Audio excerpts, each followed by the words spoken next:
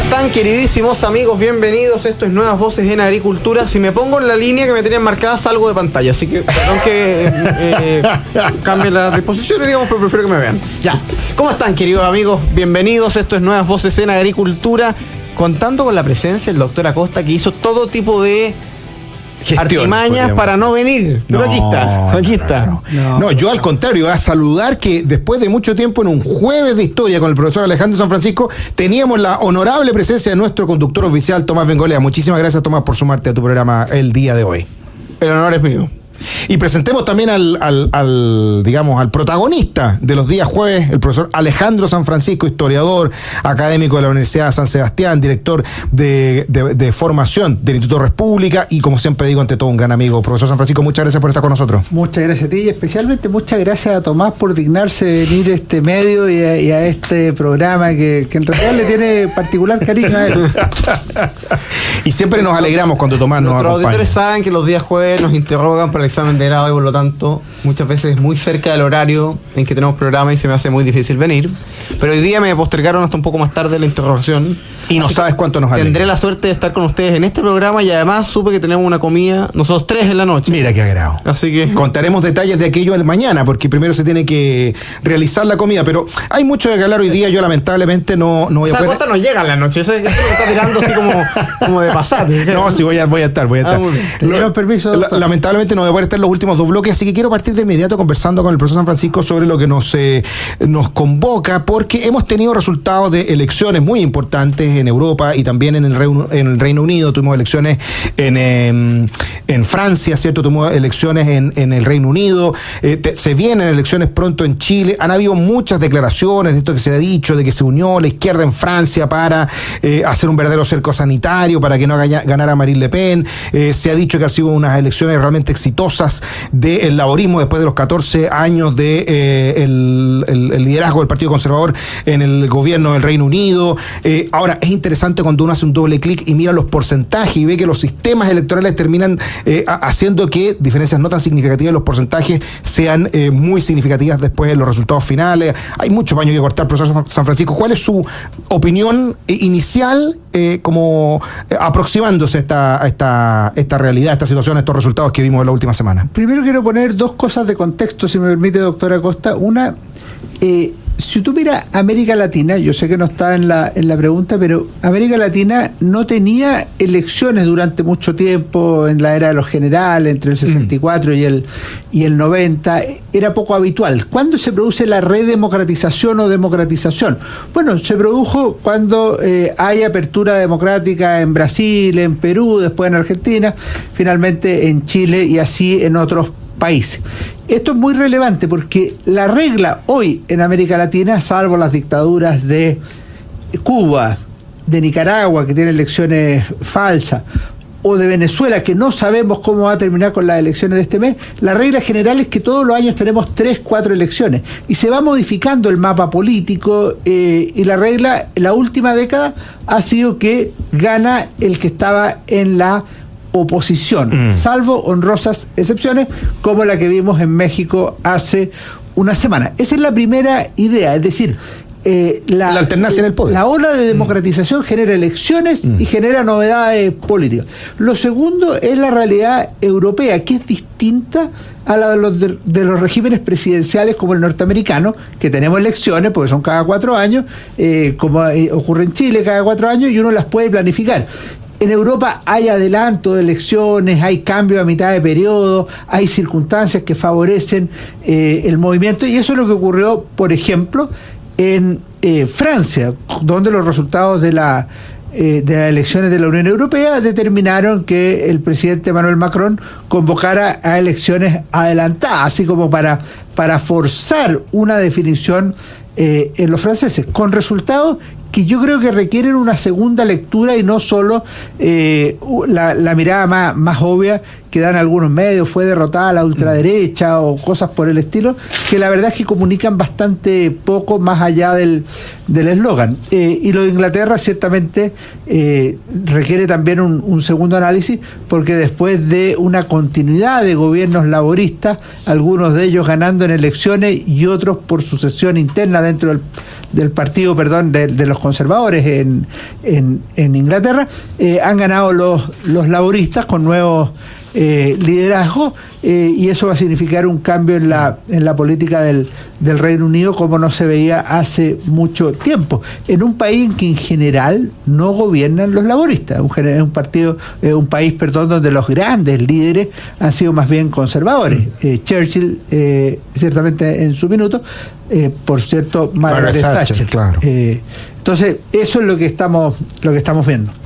Alejandro, te hago una pregunta. Tú mencionabas algo a la pasada que es bien interesante, tiene que ver con cómo se leen las elecciones, porque muchas veces uno se queda con el titular, y las personas que nos están escuchando, y en general las personas que viven el día a día, no vinculados a los sucesos políticos todo el tiempo, ni mucho menos los internacionales, tienen una visión macroscópica de la política, es decir, van viendo como escenas, pero no la película completa. Y si uno ve las últimas escenas, uno podría decir, oye, ¿qué está pasando en Europa? Porque uno ve el resultado de las elecciones europeas, que fueron hace un par de meses, incluso menos, y el titular era, oye, el avance de la ultraderecha, ¿no? O el avance de las derechas, la derrota del socialismo, el avance de las derechas de Orbán y otras figuras, en fin.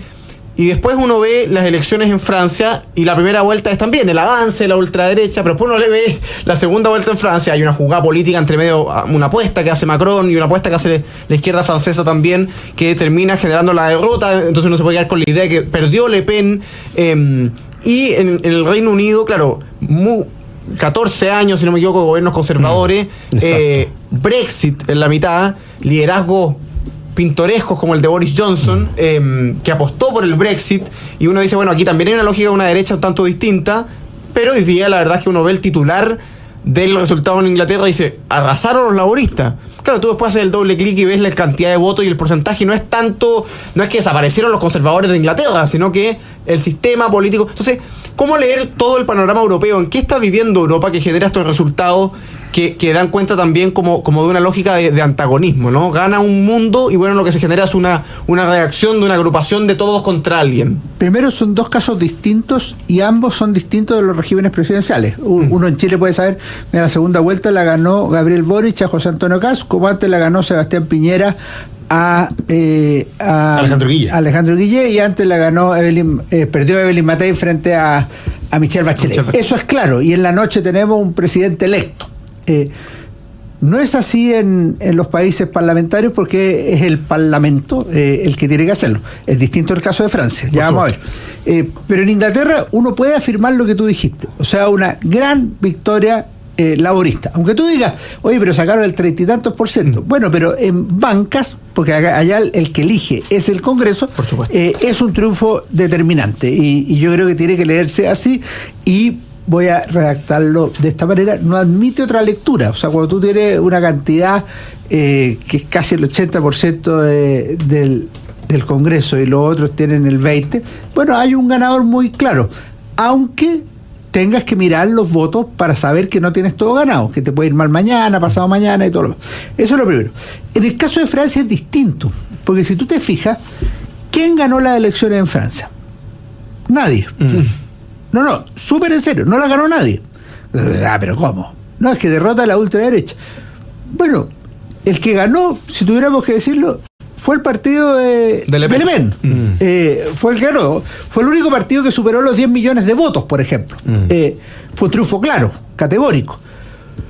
Lo que ocurre es que los otros dos partidos quieren armar un acuerdo, llamémoslo así, porque no es coalición, para que Le Pen no gobierne. Pero cuando tú pasas a la segunda derivada, y dices, ya, ¿y quién va a gobernar? Bueno, resulta que no está claro, po. O sea, no está claro si sigue el actual gobierno de la afiliación de Macron, o si va a gobernar el Frente Popular y van a ser el nuevo Frente Popular, y si van a ser convocados a gobernar. Lo único que queda claro son dos cosas. Uno, que no van a llamar a Le Pen a gobernar, eso está claro. Lo otro está un poco abierto, pero en historia, me parece a mí, y yo creo que en política también hay que evaluarlo así, las cosas hay que compararlas hacia el lado, hacia el país del lado, por ejemplo, y hacia atrás. De manera que tal, que si yo saco el 20%, cualquiera sea yo, es un buen o un mal resultado. Depende. Si yo tenía 10 en las elecciones pasadas, es un gran aumento. Si yo tenía 30, es una gran baja. Y lo que dicen las elecciones en Francia es que es una gran derrota para Macron, un rearme de la izquierda y de la ultraizquierda, y un gran triunfo electoral, no así gubernamental o político, del antiguo Frente Popular o de Le Pen. Así como muy clara la derrota por división y por otras cosas de la derecha o los conservadores británicos. Hay una cosa que no deja de llamarme la atención, cómo son sistemas electorales tan distintos, distintos también entre ellos y con el chileno, y que podrían encontrarse en la misma entrampamiento. Podríamos ver que hay algunas democracias que lo están, como por ejemplo lo que sucede en España hace mucho tiempo, en que las fuerzas políticas más o menos sacan lo mismo, no alcanzan a sacar una mayoría, y muchas veces han estado varios meses sin conformar gobierno. En cambio, por ejemplo, en el caso del Reino Unido, a pesar de que las diferencias de los porcentajes obtenidos por cada una de las coaliciones no es tanta, al ser uninominal, un amigo en común decía, es el mejor sistema del mundo, decía, porque como es uninominal, entonces siempre hay alguien que va a ganar y por lo tanto siempre hay alguien que va a tener mayoría. Otro amigo le contestó que no hay mejor sistema. Otro amigo le contestó que no hay mejor sistema. Hablemos de eso un poquito, profesor, esto del tema de los sistemas electorales que aseguran, ¿cierto?, que pueda haber un claro ganador, como usted lo dijo, pasa en Chile. Cuando hay segunda vuelta, hay un ganador, las personas tienen que elegir un solo candidato a ganar la presidencia. Pero a nivel parlamentario, o puede pasar que haya proporcionalidad y hay un empate catastrófico, o puede pasar que con los sistemas nominales como ahora, esa pequeña diferencia adicional que tiene el que va arriba hace que se lleve 400 de los 600 o 700... 412 de 650. De 650 que tenían, casi toda la torta. Que es casi toda la torta, dándole mayoría absoluta. Sí. Prácticamente 2/3 del... Los sistemas electorales, yo porque digo que no hay mejor sistema electoral, pues los sistemas electorales tienen que ver con tradiciones históricas. Si tú implantas mañana, voy a exagerar, un sistema uninominal en España, a lo mejor va a tener una guerra civil. Entonces es más barato tener un sistema electoral que te guste menos, pero que sea más funcional a vivir en comunidad, que un sistema electoral que suena muy bien y que te va a llevar a la catástrofe. Entonces, en eso hay que ser bien responsable. Ahora tú podrías tener entonces un sistema proporcional corregido, por ejemplo el alemán, que si no tienes el 5% te quedas fuera del Congreso. Eso le pasó a los liberales con Angela Merkel, y no pudieron conformar gobierno con Angela Merkel, y por eso Merkel gobernó con los socialistas. Entonces, ahora, ¿es el mejor sistema? Obvio que no, pero a los alemanes le funciona. Entonces, el sistema británico es un sistema que es súper complejo, porque por un lado inhibe la competencia, o sea, sacar un tercer partido, un cuarto partido es muy duro. En España, en cambio, hace muy poderoso al tercer o cuarto partido. Por ejemplo, el fiel de la balanza. El que inclina la balanza. En España los gobiernos locales, los gobiernos de la autonomía, se han formado, por ejemplo, algunos entre el Partido Popular y Vox. Y es porque Vox es la tercera fuerza que necesita para formar gobierno. Claro. ¿Por qué? Porque no es un sistema bipartidista en que si no gana uno, gana el otro. Puede darse lo que dije yo respecto de Francia.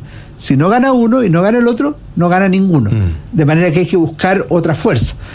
Porque la segunda vuelta francesa es una segunda vuelta que tiene algo de tramposo, entre comillas. Porque como no se elige al gobernante directamente,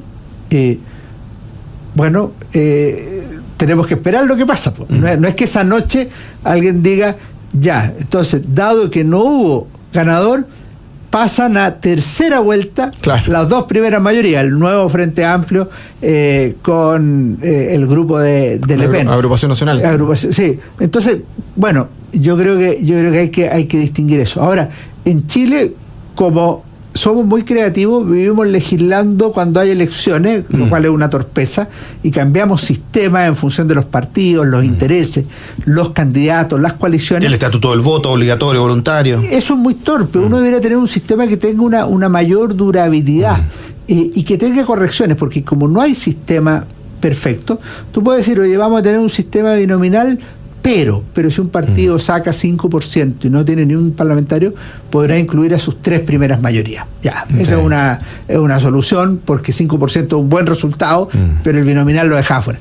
Tengamos un sistema proporcional, pero los que tengan menos de 2% no serán elegidos, por la razón que... O sea, tú tienes que meterle cabeza, pero tienes que hacerlo sin la calculadora en mano, porque cuando los partidos lo hacen con la calculadora en mano, tiende a darse una situación que no es curiosa, pero es obvio, que legislan en función de lo que más les conviene y no de lo que es mejor para la sociedad.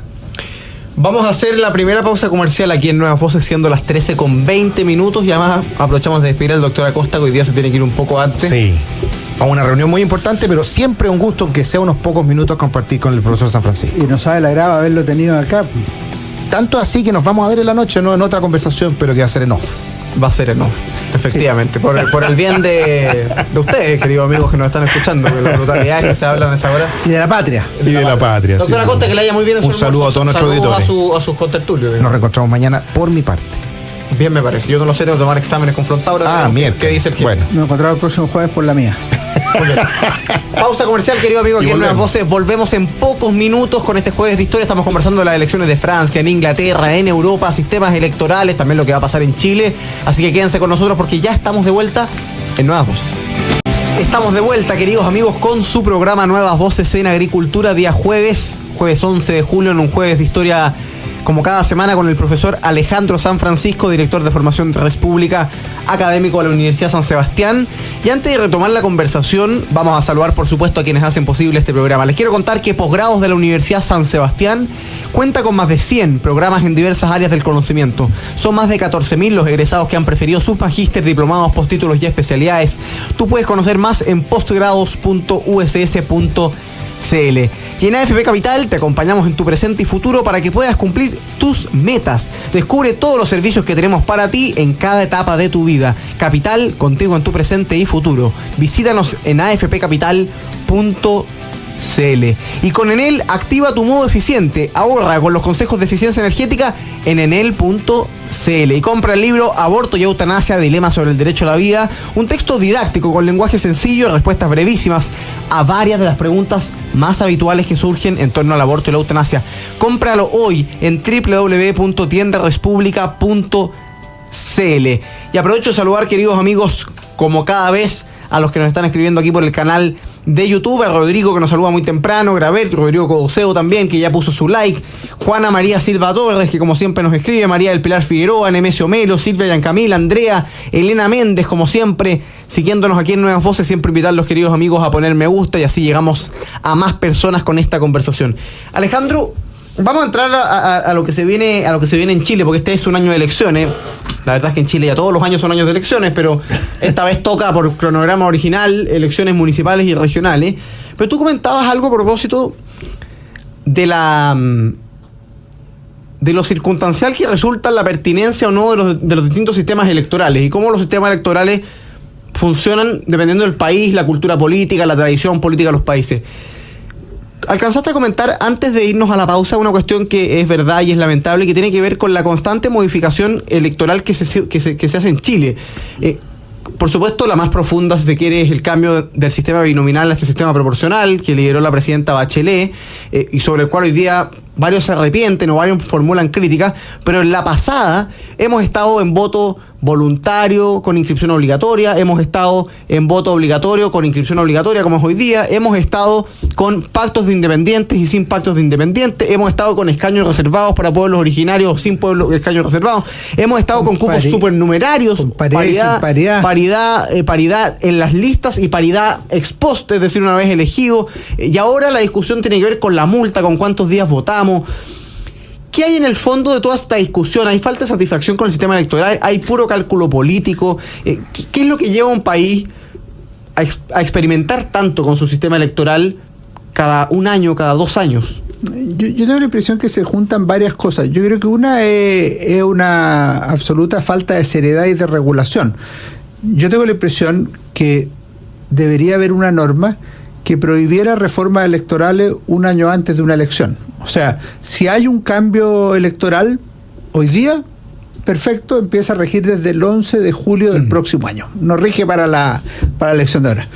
Porque existe la tentación o la realidad de pensar que ahí hay un interés por la elección que viene ahora, como voy yo en la pasada. Claro. Y eso le hace mal al país. En esto siempre hay que pensar, un día le va a convenir más a las derechas, otro día le va a convenir más a la izquierda, es irrelevante. Aquí tiene que ser bueno para el país. La estabilidad en eso es sana. Hay que cambiar, obviamente hay que cambiar, pues si se estima que algo no está funcionando hay que cambiarlo y por ende se arregla cuando corresponde. Te pongo un caso que es el más delicado en la política de América Latina. Yo creo que tú puedes reformar la norma que prohíbe la reelección inmediata del presidente de la República. Pero si se reforma en el gobierno de la presidenta Bachelet, del presidente Piñera o del presidente Boric, no se le aplica a la presidenta Bachelet, al presidente Piñera o al presidente Boric, sino que se aplica desde una próxima elección. O sea, nada que pueda hacer en beneficio propio de ese tipo de reforma. Yo creo que ese criterio debería estar súper claro y es mejor que esté legislado.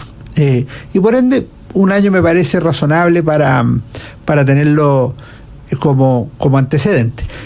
Lo segundo es que efectivamente cuando se ven los resultados la gente empieza a mirar, oye, aquí ganamos en la elección pasada, ganamos con 14.000 votos y con 14.000 votos sacamos el 40%, pero resulta que votaron 85.000 en la última elección, o sea, mis 14.000 votos se diluyeron.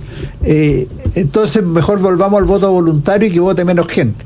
Evidentemente eso está presente en los cálculos.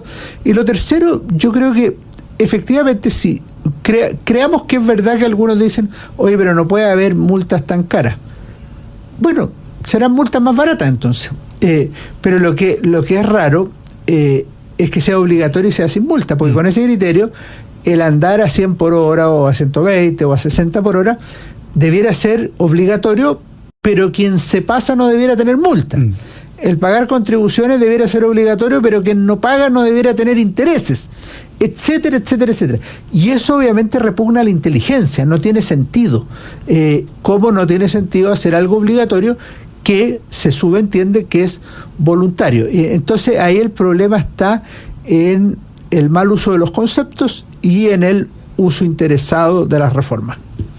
Alejandro, antes de entrar a esta discusión en concreto y a lo que se viene en las municipales, una pregunta quizás desde el punto de vista de la historia, de la política, la discusión sobre el voto voluntario y voto obligatorio, que ha tomado fuerza nuevamente con esto de la multa o no la multa, o este voto obligatorio sin multa, en fin, algunos dicen se busca imponer el voto voluntario por secretaría.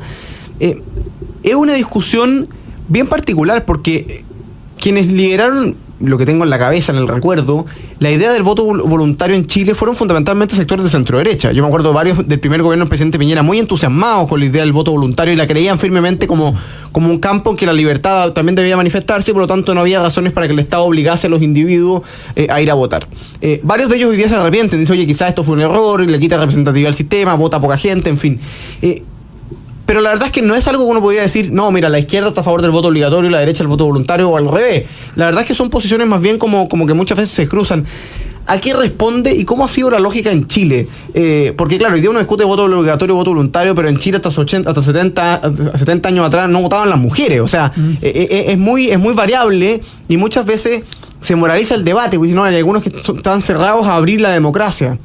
No, si no se trata de eso, esto es una cuestión que es perfectamente opinable y por eso en distintos países del mundo es distinto el sistema de votación. Yo quería partir por eso último. Esto es perfectamente opinable. O sea, ¿cuál sistema de votación es mejor, si voluntario o obligatorio? Evidentemente da más legitimidad al voto obligatorio con más padrón electoral. Evidentemente da más legitimidad. Pero nadie puede decir que los últimos 20 presidentes norteamericanos han sido ilegítimos. No está en discusión eso en Estados Unidos. Incluso en Estados Unidos han ganado presidentes que han obtenido menos votos que su rival, porque han ganado más votos en los estados, en los colegios electorales. Entonces cada país tiene que hacerlo y no hay que ponerse fundamentalista en una cuestión que no corresponde que sea así. En Chile el problema es que lo hemos cambiado muchas veces. Piensa tú que en Chile, desde el año 80, la Constitución decía que era 8 años el presidente de la República, luego 4 años para la transición, luego 6 años por 2 periodos, luego 4 años. Eso es absurdo. Debería tener un sistema que fuera permanente y no estar cambiándolo vez a ver, lo mismo pasa con esto que estamos hablando ahora. Yo creo que la primera vez que fue voto voluntario, los más entusiasmados eran la gente de derecha. Lo que se había ido produciendo en Chile a partir de los 90 es que cada vez era menos gente la que se inscribía, porque era inscripción voluntaria pero voto obligatorio. Entonces, de manera que el 88, el 89 votó mucha gente, pero en la del 97 mucha gente no se inscribió, y entre los inscritos hubo casi 1 millón de votos nulos o blancos, lo cual mostraba un desafecto hacia el sistema. Entonces la gente decía, bueno, ¿cómo solucionamos esto? En el mundo político estaban muy nerviosos, etcétera, etcétera. Y lo mismo pasa en otro tipo de elecciones. Bueno, ¿cómo lo resuelve eso? Una forma de resolverlo es decir, ya, vamos a hacer inscripción voluntaria a voto voluntario, y no inscripción voluntaria a voto obligatorio. Claro. Después dijeron, ya, inscripción automática, voto voluntario. Después, inscripción automática, voto obligatorio, como fueron los 2 últimos procesos constituyentes. Así es. Y hoy día estamos en una de las cosas que a veces se resuelven en Chile, que es voto voluntario, pero que se llama obligatorio, y en la práctica tiende a confundir por razones que suponemos que son de carácter político. Algunos dicen que son porque afectan principalmente a los pobres. Si es así, por eso yo voy a creer que eso es así.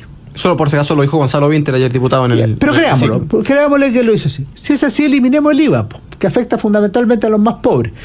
Obviamente hay cosas... Ahora, el problema de los pobres no es el sistema electoral, es la pobreza. Y lo que queríamos estar preocupados es de generar fuentes de trabajo, oportunidades educacionales, una estructura familiar sólida que permita el despliegue, el desarrollo, la movilidad social, y no normas curiosas que teóricamente ayudan a los más pobres, pero los mantienen en la pobreza. Alejandro, acá hay varias discusiones. Entremos de lleno a la discusión que se dio, que se está dando en estos días en el Congreso, con muchos dimes y diretes, con votaciones en la Cámara, el Senado, en la Comisión Mixta, vuelta al Senado. Se están discutiendo 3 cosas en paralelo. Ayer tratábamos de graficarlo en el programa. Una discusión tiene que ver con que exista o no multa, si es que hay voto obligatorio, y cuál es el monto de esa multa. La segunda discusión tiene que ver con si votamos en 1 o 2 días. El CERVEL anunció a comienzos de año que esta votación, como eran tantas papeletas y tantos votantes, había que anunciar en 2 días. Cuestión que sabía hace muchos años el CERVEL, porque era obvio que tocaban elecciones este año, pero en fin. Y la tercera discusión, que también es bien mezquina, para los que votan en contra, es sobre el reembolso de gasto electoral a los partidos políticos por los votos obtenidos. Los 3 tienen que ver con el sistema electoral, evidentemente, tienen que ver con el financiamiento de la política, evidentemente, pero se cruzan, como lo comentábamos, intereses políticos evidentes. Y económicos. Y económicos, efectivamente. ¿Cómo resolverlo? Porque la verdad es que la discusión ha llegado a este absurdo de que podría haber voto obligatorio sin multa, con el gobierno anunciando un veto aditivo que no lo va a hacer a la votación de sus propios parlamentarios. O sea, además está vetando la votación del oficialismo. ¿Cómo lees políticamente la situación? No, yo creo que lo que hay aquí es una improvisación excesiva por el que nace en sede parlamentaria, pero donde evidentemente también han participado ministros y cuyo resultado está abierto. Piensa tú que quedan apenas un par de semanas y poco más para que estén inscritas las candidaturas para alcaldes, concejales, gobernadores, de manera tal, y cores, de manera tal que uno dice, oye, esta cuestión se va a enredar de aquí hasta que esté listo el sistema. A mí me parece que en el tema de la devolución de dinero, esto independiente de cuál sea el monto final, hay que tender a una disminución del gasto estatal. Esto debe ser, la austeridad debería ser un principio de buen gobierno en todas las áreas, y en ese sentido a mí me parece que sería bueno y sano que operara una disminución ahí, sobre todo cuando se dice que no hay plata para pensiones o para mejorar esto o lo otro, cuando no le llegan los útiles escolares a los estudiantes. O sea, hay que aceitar y mejorar la máquina estatal y disminuir los incentivos a que el dinero vaya hacia la política. Ojo, que alguien podría decir, oye, pero con eso se minusvalora la política. Es exactamente al revés. Lo que pasa con estas formas de comportamiento es que terminan desprestigiando a los partidos, al Congreso Nacional y a la política en general. Y eso sí que es desastroso para una democracia. No es prevenir que se llegue a ese nivel de desastre. Estamos conversando con Alejandro San Francisco, historiador, como siempre, cada jueves aquí en Nuevas Voces de Agricultura. Vamos a hacer la última pausa comercial y vamos a volver para conversar de lo que viene en Chile. Vienen elecciones municipales, usted va a tener que votar, querido amigo, por alcalde, por concejales, por gobernadores regionales y por consejeros regionales. No sabemos si en un día, no sabemos si en 2 días, no sabemos si es que no va a votar, si va a tener o no multa, ni cuánto le van a cobrar. Pero lo que sabemos es que hay elecciones el 27 de octubre, eventualmente el domingo, eventualmente el sábado, y vamos a estar conversando de las inscripciones, de lo que viene, de qué se puede esperar en términos de resultados, de cómo podría afectar al gobierno, de eso y mucho más. Conversaremos a la vuelta de la pausa en este jueves de historia aquí en Nuevas Voces. Estamos de vuelta, queridos amigos, con su programa Nuevas Voces en Agricultura. Estamos conversando en este jueves de historia con el profesor Alejandro San Francisco, académico de la Universidad San Sebastián, director de formación de Res Pública. Hemos estado conversando sobre las elecciones en Europa, sobre los sistemas electorales y los cambios que hemos hecho al sistema electoral en Chile en los últimos años. Y como anunciábamos antes de irnos a la pausa, se vienen elecciones municipales. Y la verdad es que ha habido harta discusión, no solo por el tema de las votaciones que comentábamos hace algunos minutos, sino también por los pactos políticos. Hay discusiones en la derecha desde el punto de vista de la posibilidad de coordinarse el Partido Republicano con Chile Vamos. En la izquierda no ha habido movimiento. Claudio Rego pasó a ser el candidato del Frente Amplio, supimos en las últimas semanas. Vamos a tener elecciones de gobernadores, elecciones que además son distintas. Las elecciones de gobernadores tienen segunda vuelta, las elecciones de alcaldes no las tienen. De hecho, es probable que estemos convocados a votar en una segunda oportunidad en varias de las regiones por los gobernadores regionales, que probablemente hacen en el mes de noviembre. ¿Cómo ves, Alejandro, el panorama de las elecciones municipales, regionales? ¿Cómo ves las distintas fuerzas políticas? ¿Y cómo ves al gobierno también de cara a ese acto eleccionario? Lo primero, vamos al tema del sistema electoral. El sistema electoral es distinto de alcalde y gobernadores y es distinto en el caso de los concejales. En el caso de los concejales es un sistema proporcional, de manera que pueden haber 3, 4, 5 listas, cada una sacará 12%, 20%, 28% y tendrá un concejal, 2 concejales, 3 concejales, así como un mini parlamento. Y eso tiene una lógica. La elección de alcalde, en cambio, es radicalmente distinta, es uninominal, como claro, lo que estábamos hablando de Inglaterra, de manera que si gana uno, no ganan los otros. Y eso es clave tenerlo en la cabeza, porque si un sector, cualquiera que sea, va muy dividido, aunque tenga más votos, puede perder la alcaldía y gana el del frente, que claro, tenía menos votos, pero aglutinó. Y se dice, por ejemplo, por eso hay que ir unidos. A nivel de alcaldes, a mí me parece que es una máxima correcta. En general, no le conviene a las derechas y a las izquierdas organizadas ir divididos. Otra cosa es cuando aparecen candidatos independientes, partidos sueltos, que dicen, no, yo voy solo hasta el final, y son muy difíciles de alinear. Bueno, eso es parte de la vida. Salvo, Tomás, en un par de lugares donde eso no es tan relevante. Por ejemplo, si en una comuna determinada la izquierda tiene 70%, a lo mejor puede llevar 2 candidatos y va a ganar igual uno de los 2. O lo que se discute habitualmente en Lo Barnechea, por ejemplo, que va Felipe Alessandri, exalcalde de Santiago, y dice, oye, él tiene hartas posibilidades de ganar, pero vamos divididos, dicen algunas personas. Pero va Pedro Lea Plaza por el Partido Republicano, y cualquiera de los dos que gane no le significa un triunfo a la izquierda. Podría ganar el republicano Pedro Lea Plaza y eso no es un triunfo de la izquierda. Podría ganar Felipe Alessandri y eso no es un triunfo de la izquierda. Entonces, ahora, son casos excepcionalísimos, no hay que tenerlo. Y tercero, están las elecciones de gobernadores, donde está establecido expresamente el sistema de segunda vuelta. El legislador podría haber dicho, no establezcamos la segunda vuelta, hagámoslo como el sistema de alcalde. Bueno, en cuyo caso habría que ponerse de acuerdo a la primera. Como hay segunda vuelta, se va necesariamente en 2, 3, 6 lados, 7 lados, lo que tú dijiste, que vamos a tener segundas vueltas en distintos lados. De hecho, el candidato de las izquierdas, Claudio Rego, fue elegido en segunda vuelta contra Karina Oliva, con votos de prácticamente toda la derecha, que salió a votar temeroso de que ganara Karina Oliva, cosa que yo veo algunos amigos que están arrepentidos, pero que en ese minuto estaban muy contentos de darle su voto a Claudio Rego, que ha sido un dirigente importante, pero que claramente se ha alineado con la izquierda y no con sus electores de aquella ocasión.